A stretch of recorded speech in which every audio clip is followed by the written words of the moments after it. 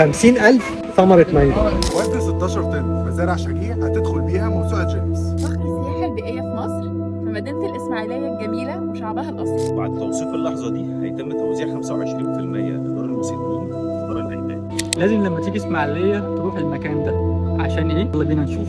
ايدنا مع مزارع شجيع هتكون مع الخبيث. وبعد خبزنا العيش اللي هنفطر بيه ودخلناه الفرن كانت تجربة يا جماعة أنا حلبت البقر. وعملنا كده علشان هنا هناكل ونشرب كل حاجة طبيعية. عارف انت كلمة من خير بلدنا؟ هنا في مزارع شجيع هتلاقيها حقيقية. ودلوقتي هنعمل فطير فلاحي بالسمنة البلدي.